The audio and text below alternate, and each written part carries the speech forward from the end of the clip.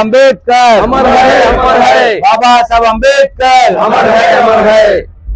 ఈనాడు బాలాపూరు మండల కేంద్రంలో బాబు జగజీవన్ రామ్ భవన్ లో బాబాసాహెబ్ అంబేద్కర్ గారి యొక్క జయంతి ఉత్సవాలు అతి వైభవంగా ఘనంగా నిర్వహిస్తూ అనేక మంది ప్రజా ప్రతినిధులని అధికారులను అనధికారులను నాయకుల్ని ఆహ్వానించి బాబాసాహెబ్ అంబేద్కర్ యొక్క స్మరణలో అందరిని కూడా భాగస్వామ్యం చేసినటువంటి సోదరులు శ్రీ నరసింహరావు గారు, గడ్డం వెంకటేష్ గారు, కొప్పుల రాజు గారు, తిమ్మని గిరి గారు, సోదరులు మన యొక్క లక్ష్మణ్ గారు, బొర్ర లక్ష్మణ్ గారు, శ్రీరాములు గారు, అందరికి కూడా పేరు పేరున శ్రీనివాస్, మహేందర్, అందరికీ సోదర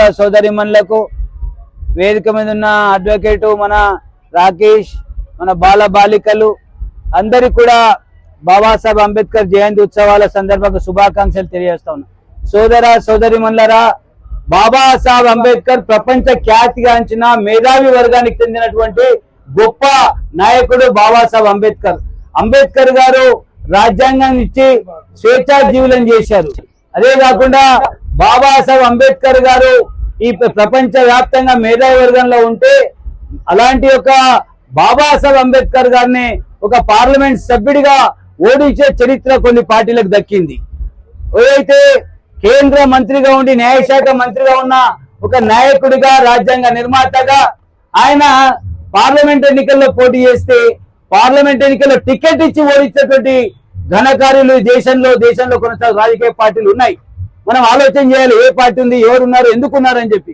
కానీ అలాంటి ఒక మేధావి వర్గానికి చెందిన మన యొక్క బాబాసాహెబ్ అంబేద్కర్ గారిని అటల్ బిహారీ వాజ్పేయి ప్రధానమంత్రి గారు బాబాసాహెబ్ అంబేద్కర్ కి భారత రత్న ఇచ్చి ఆయన యొక్క చిత్రపటాన్ని పార్లమెంట్ యొక్క సెంట్రల్ హాల్లో పెట్టినటువంటి చరిత్ర శ్రీ అటల్ బిహారీ వాజ్పేయికి, భారతీయ జనతా పార్టీకి దక్కిన విషయాన్ని మీ ద్వారా నేను స్పష్టం చేస్తా ఉన్న.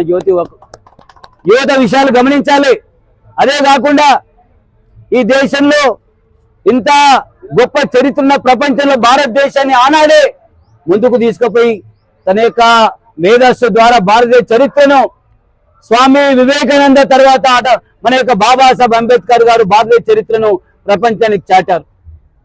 అలాంటి బాబాసాహెబ్ పుట్టిన స్థలం కావచ్చు, చదువుకున్న స్థలం కావచ్చు, విదేశీయులు చదువుకున్న స్థలం కావచ్చు, వారు పరిపాలన కొనసాగించిన ఢిల్లీ కేంద్రంలో, అదే చివరికి తన యొక్క శ్వాసను వదిలినటువంటి ప్రదేశంలో 5 ప్రాంతాలను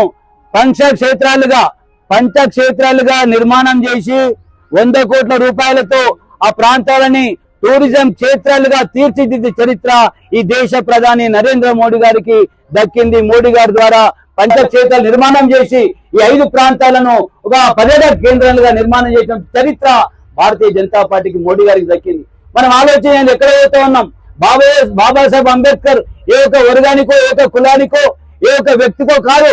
బాబాసాహెబ్ అంబేద్కర్ రచించిన భారత రాజ్యాంగం యావత్తు భారతదేశంలో ఉన్నటువంటి పూరి గుడిసెలో ఉన్న పేదవాడి నుంచి మొదలుకొని అద్దాల మేడలో ఉండేటువంటి అంబానీ వరకు కూడా ఈ యొక్క రాజ్యాంగం వర్తిస్తున్న విషయాన్ని మనందరం గమనించాల్సింది మీ అందరినీ కోరుతా ఉన్నాను. అందుకే ఎవరో చెప్పి ఈ చరిత్రను వక్రీకరించి మాట్లాడితే అలాంటి చరిత్రను మనమంతా కూడా గమనించి ఈ చరిత్రలో ఏం జరగబోతా ఉంది, ఒక మహోన్నత నాయకునికి కులాన్ని ఎందుకు రుద్దుతూ ఉన్నారు, ఈ యొక్క పార్టీలు ఎందుకు రుద్దుతా ఉన్నారు, ఓటు బ్యాంక్ రాజకీయాలు ఎందుకు కొనసాగిస్తా ఉన్నారు, రాజ్యాంగాన్ని ఎందుకు ఈనాడు వ్యంగ్యంగా ప్రవర్తిస్తా ఉన్నారు, నడి బజార్లో తిప్పుతూ రాజ్యాంగాన్ని అవహేళన చేస్తా ఉన్నారు. ఇది మంచిది కాదని మనందరం గమనించాలి.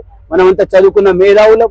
సమాజంలో ఏం జరుగుతా ఉందో, ఏం మంచి జరుగుతా ఉందో, ఏం చెడు జరుగుతా ఉందో, ఈ విషయాలపైన మనము యువతగా ఈ సమాజాన్ని తీర్చిదిద్దాల్సిన అవసరం ఉందని చెప్పి బాబాసాహెబ్ అంబేద్కర్ గారికి ఆ యొక్క ఆశయాలను కొనసాగించినప్పుడే మన యొక్క జీవితం సంతృప్తి చెందుతుందని చెప్పి భావిస్తూ సెలవు తీసుకుంటా ఉన్నాను. భారత్ మాతాకి జై.